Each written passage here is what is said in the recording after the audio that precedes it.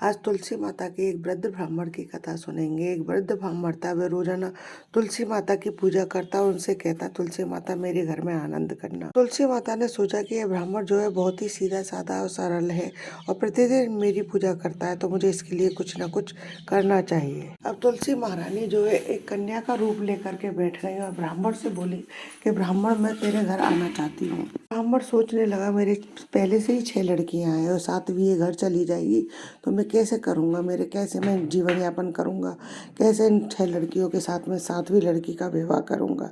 अब ब्राह्मण जो है सोच में पड़ गया। ब्राह्मण को तो यही सोच खाई जा रही थी, वह बहुत दुखी दुखी रहने लग गया। ठीक ढंग से खाना पीना भी नहीं खाता। अब कई दिनों से उसकी पत्नी भी उसे ध्यान से देख रही थी। फिर एक दिन उसकी पत्नी उससे पूछती है, ऐसा क्या है जो आप इतने चुप चुप रहते हो, कुछ बताते भी नहीं हो, क्या बात है, कोई परेशानी है तो बताओ। ब्राह्मणी ने कहा तो ब्राह्मण बोला कि मैं रोजाना मंदिर जाता हूँ, वहाँ पर मुझे तुलसी माता के पास में एक छोटी सी कन्या मिलती है और वो रोजाना कहती है कि ब्राह्मण, मैं भी तुम्हारे साथ तुम्हारे घर चलूंगी। ब्राह्मण ने जो है सारी बात अपनी पत्नी को बताई। जब उसकी पत्नी बोली कोई बात नहीं, आ रही है तो आने दो। ब्राह्मण बोला, अपने पहले से ही 6 लड़कियां, हमको उनकी भी शादी करनी है, उस 7वीं की कैसे व्यवस्था करेंगे। तो ब्राह्मण की पत्नी बोली, कोई बात नहीं, सब अपने अपने मुकद्दर का खाते हैं, आप ऐसा करो उसे संग ले आओ, हम 7 लड़कियों की शादी जो है साथ में ही करा देंगे। अगले दिन जब ब्राह्मण मंदिर गया, ब्राह्मण मंदिर जाता है तो वह लड़की पूछती है कि ब्राह्मण, मैं आपके घर आऊँ। तो वह ब्राह्मण बोला कि हाँ हाँ बेटा, चलो तुम मेरे साथ मेरे घर चलो। अब वह तुलसी माता को जो है अपने घर में एक छोटी कन्या के रूप में लेकर के आता है। ब्राह्मण जब तुलसी माता रूपी उस छोटी कन्या को अपने घर में लेकर के आया तो ब्राह्मण के घर में तो वारे न्यारे हो गए।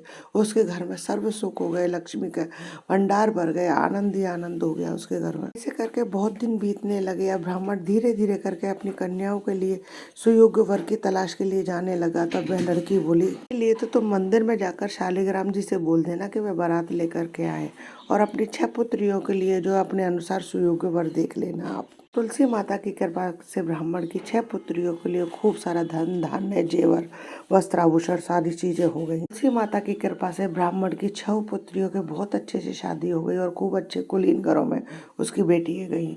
हे तुलसी माता, जैसे ब्राह्मण के घर में टूटी ऐसे सभी के घर में टूटना, जैसे सबके घर में अंदर ब्राह्मण के घर में अंदर लक्ष्मी के भंडार भरे, ऐसे सबके घरों में भंडार भरना। कथा अधूरी हो तो पूरी करना, पूरी हो तो मान करना।